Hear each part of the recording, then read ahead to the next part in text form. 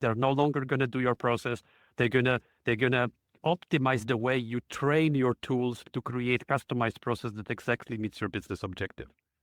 So for the executive suite that is going through and having these questions of things are shifting, they don't know necessarily what next looks like. Where are executives, from your point of view, where are they going to source that information, to reach out to peers, to gain that level of understanding that there's options available, there's a new world that's available? Where are they going for that level of counsel? What's your experience? That's a tough one, to be honest. Where do you go for guidance on the uncharted territory? I must say, I see surprisingly the end of this year with my contacts with the peers and networks, I, for the first time, see the number of solutions that are AI centric, there are algorithmic, that have been implemented and tested and have been proven successful, and not just with one organization, but they're more like a pattern. One example that I can bring up is SDRs, the sales development reps in Salesforce or similar softwares. If the one thing I can take from the executive summit of Salesforce this year that I heard the most is that many things that, for better or worse, have functioned or got out of the proof of concept stage, that is the one that is a clear moneymaker. You had a pool of leads that you were not able to approach purely because you didn't have the way to individually talk to those people, and suddenly you can. And if I see anything as a consistent feedback from the network, is that this is what universally works. Right. So this is the example of the fact where you can reach out to the network, survey certain business areas and processes that have been especially productive if empowered with the AI-centric solutions, and you start building a little bit of a pattern. And now you say, oh, okay, let me start with SDR. This is something I can do in 3 months. I can do it in 6 months. Lots of people won with that. So as long as I do it well, I'm probably going to win with that too. That whole unknown, right? That is the whole thing. Okay, I would like to optimize my margins, or cash flow is probably a bad example. There is something where you're not getting that answer.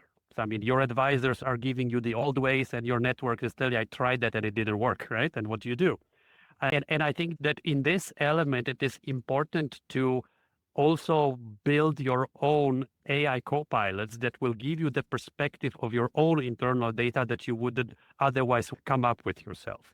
So now you add this additional factor, and coming back to your question is who you go to knowledge for when you've exhausted your network, your coaches, your mentors, your advisors. It is actually your advisory AI that you need to go to, and sometimes you need to create it. And I don't think it is as difficult as it may seem, because in the end of the day, all you're asking for is look at my data and give me the perspective I haven't been thinking about. Oh, that's very helpful. Thank you. A term that's been widely thrown around and a lot of companies are jumping on this is the Palantir model of the forward deployed engineer. Palantir is a company where they are deploying incredibly gifted and experienced individuals out into the field to sit alongside the problem. And for that rapid feedback, where those engineers are being able to create that solution almost at the endpoint with a very quick turnaround cycle, because they hear the problem, fix the problem. It's very much an engineering approach. And Salesforce and a number of other companies are trying to take the same approach of creating a world where they have these forward deployed engineers.